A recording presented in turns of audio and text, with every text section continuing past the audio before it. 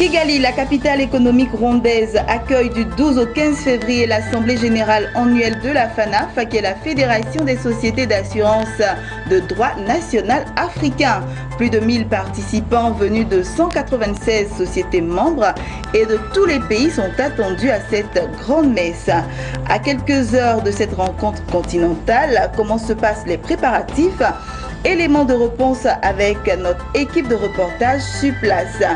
Et puis en Côte d'Ivoire, l'Institut de beauté Fémis, spécialisé dans le traitement capillaire, fait la promotion des cheveux naturels en apportant un suivi personnalisé. Bonjour à tous, bienvenue à ce temps d'information. Je vous le disais en titre, Kigali, la capitale économique rwandaise, est du 12 au 15 février, la capitale africaine de l'assurance.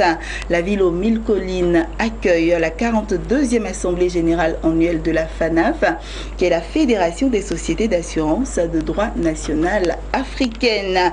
Plus de 1000 participants venus de 196 sociétés membres et de tous les pays sont attendus à cette grande messe.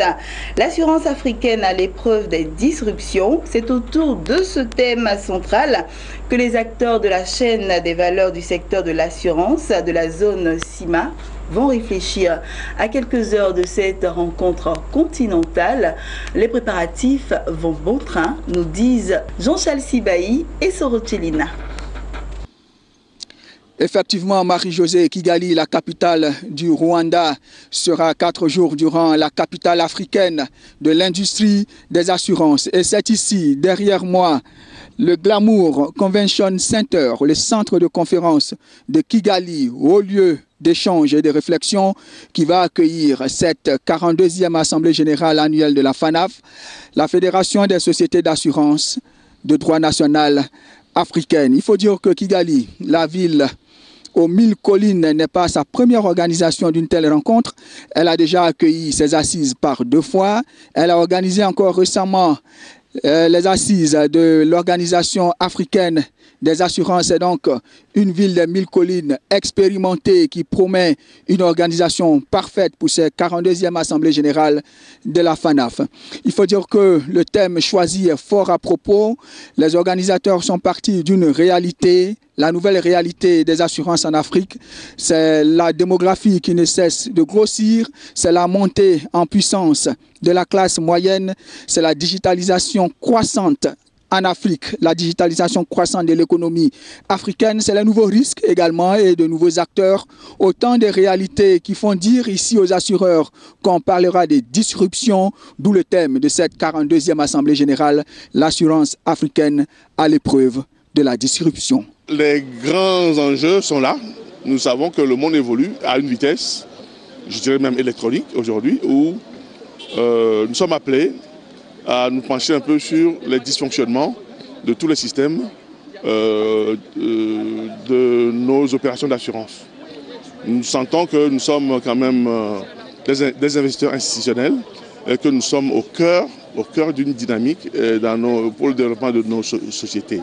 Et quand il y a des disruptions, il faudrait en parler et relever, n'est-ce pas, tous ces éléments et en faire des résolutions pour l'avenir. Les attentes, c'est que à la fin de cette FANAF, chaque participant rentre chez lui équipé d'idées pour être à niveau au moment où l'industrie est de plus en plus changeante. Et nous ne voudrions pas qu'il y ait qui que ce soit qui reste en arrière. Et aussi que ce changement soit vécu comme une opportunité d'augmenter nos activités. La cérémonie d'ouverture aura lieu ce lundi ici même à Kigali au Rwanda et on annonce déjà la présence effective de hauts dignitaires du pays.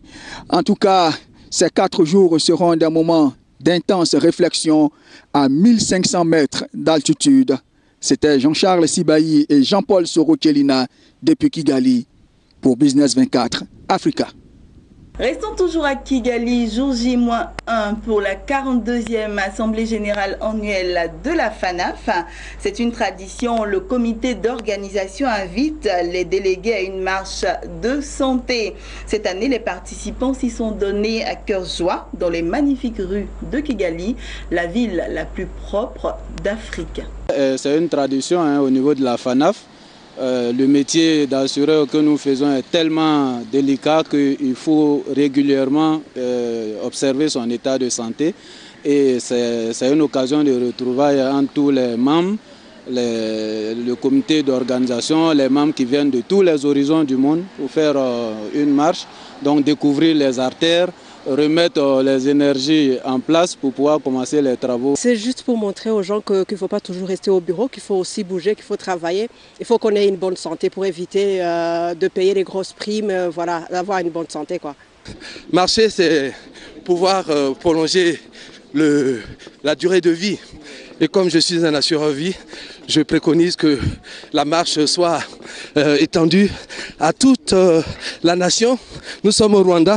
Ce sont des marcheurs de qualité. Ils ont l'habitude d'affronter les montées, les collines et en descente, ils sont plus à l'aise. C'est très bien parce qu'effectivement ça nous booste encore un peu plus. Moi je crois qu'aujourd'hui on y gagnerait à le faire plus souvent. On dit un esprit sain dans un corps sain. Donc cette marche c'est positif.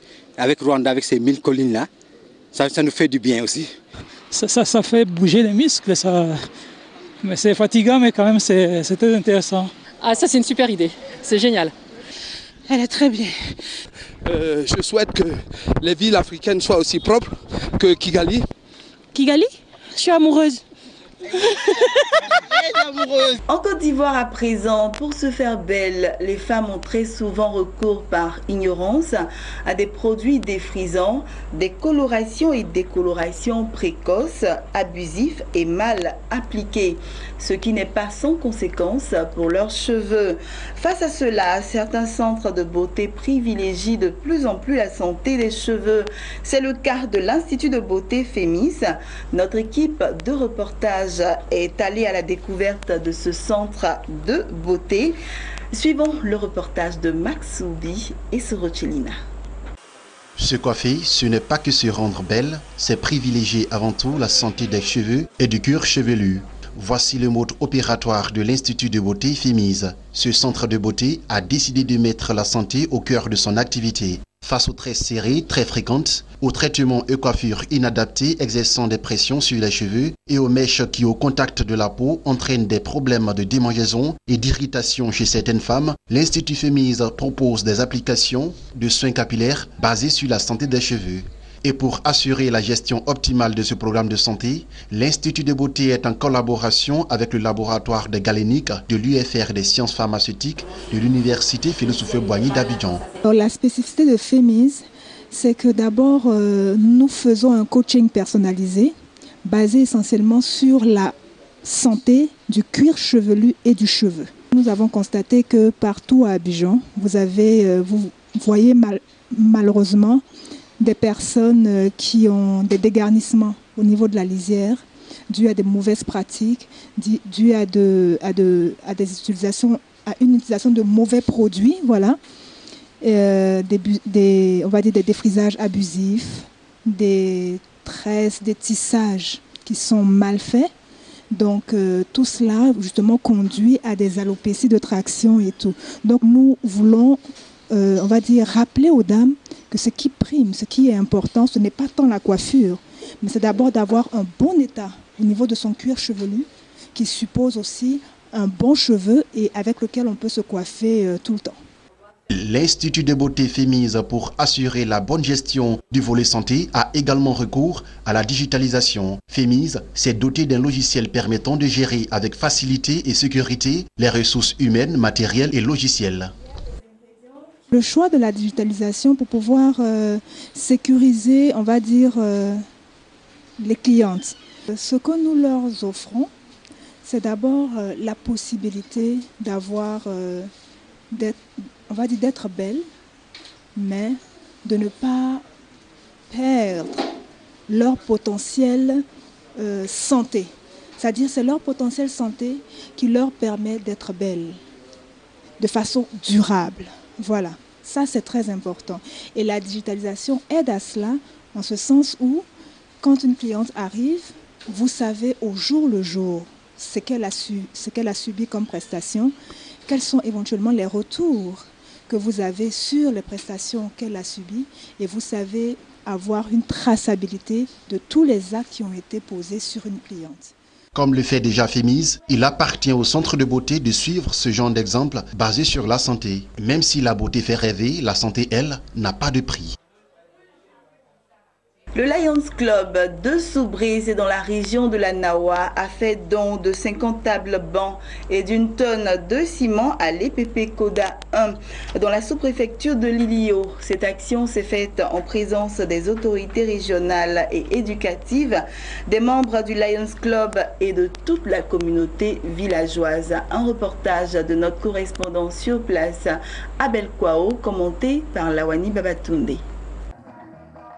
Dans un esprit d'unité et de solidarité, le Lions Club s'attelle toujours à venir en aide à ceux qui en ont le plus besoin. Le Lions Club de Soubry, dans la région de l'Anawa, a remis 50 tables bancs et une tonne de ciment à l'EPP Koda 1 dans la sous-préfecture de l'Iliou. Pour le président du Lions Club Soubry, ce don est destiné à améliorer les conditions d'apprentissage des enfants et les conditions de travail des formateurs de cette école. Pourquoi nous avons choisi Koda 1? Il y a beaucoup d'établissements, mais pourquoi Koda 1? Chers parents, vous le devez certainement à la présence au sein des Lions de Soubry d'une de vos enseignantes. Parce que nous était venu lui rendre visite, comme c'est une amie, et nous sommes rendus compte de l'état difficile dans lequel les enfants prenaient cours. Et fallait-il rester indifférent quand en juin, nous devons donc établir notre plan d'action. Ensemble, les amis du club ont décidé qu'il fallait faire quelque chose pour Koda 1. Nous sommes très contents de ces dons parce que ces tables vont nous permettre de bien travailler en classe. Nous disons donc merci aux donateurs. Prenant la parole, le sous-préfet de l'Iliou a traduit sa reconnaissance aux membres du Lions Club Soubry avant d'exhorter les parents d'élèves et les associations scolaires à mettre tout en œuvre en vue d'achever la construction des classes. Je voudrais profiter du micro pour m'adresser au chef du village de Koda et la communauté de Koda Centre. C'est vrai, aujourd'hui, le Lions Club est venu vous soulager, mais il vous appartient d'agir aussi pour vraiment achever les travaux.